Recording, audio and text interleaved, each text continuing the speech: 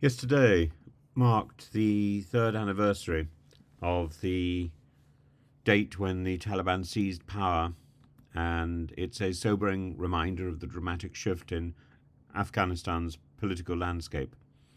A parade held at the further Bagram Air Base, once a symbol of US military might, was not just a show of military force, but a clear message to the world. The Taliban are firmly in control, wielding power over a country still reeling from decades in conflict. So the parade featured Soviet-era tanks and US-made armoured vehicles, symbols of the long, turbulent history of foreign intervention in Afghanistan. The presence of Chinese and Iranian diplomats at the event underscores the shifting alliances and the complex geopolitical dynamics at play in the region. These nations' engagement with the Taliban highlights the pragmatism driving international relations, despite the Taliban's lack of formal recognition by the global community. And the military spectacle is a grim reminder of the Taliban's governance, which has plunged Afghanistan into a severe human rights crisis, particularly for women.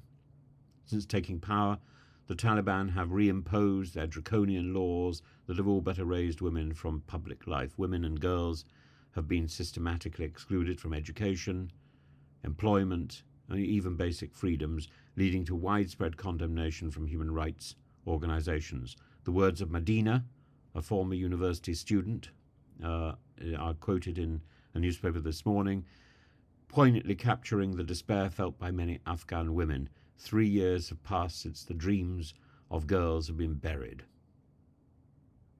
The Taliban's emphasis on Islamic rule, which isn't Islamic anyway, it's cultural, and the protection of the nation as expressed by Prime Minister Mohammed Hassan Ahud, rings hollow in the face of Afghanistan's dire humanitarian situation.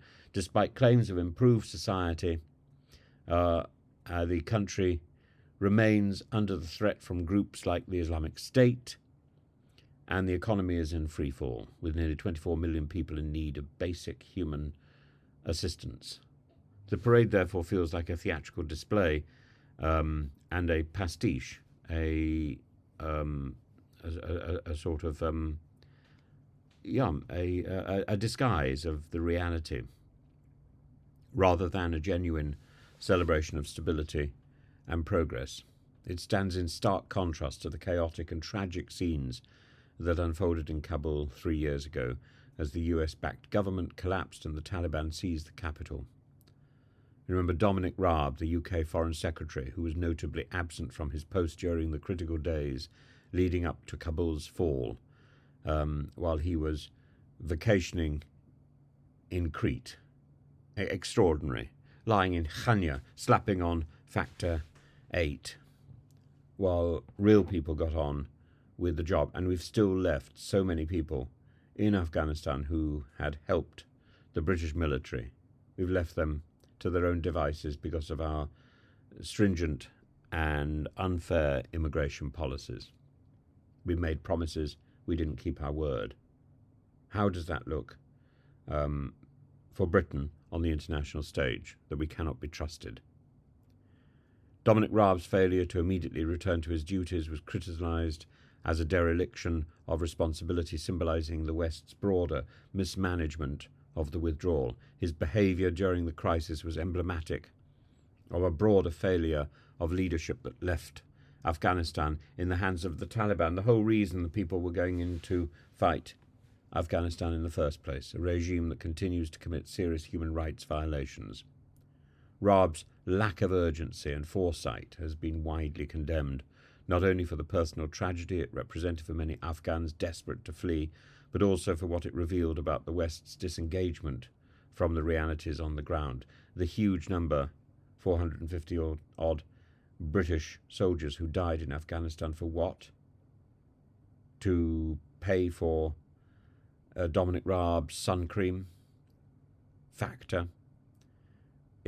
It makes no sense at all why we were there at all, because the reality is it's just gone back to what it was.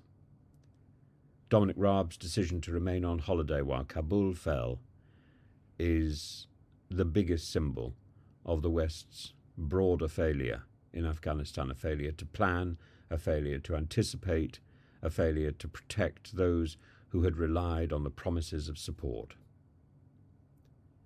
So the Taliban's parade at Bagram is not merely a display of military hardware, but a chilling reminder of the consequences of the West's cheap words, of the West's withdrawal, of the West's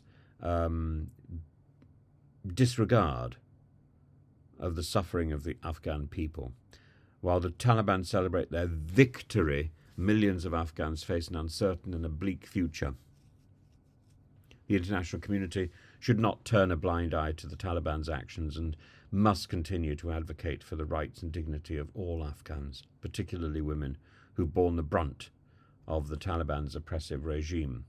And Dominic Raab's actions, or lack thereof, during the fall of Kabul should serve as a cautionary tale of the dangers of complacency in the face of a well-documented and clearly seen humanitarian crisis.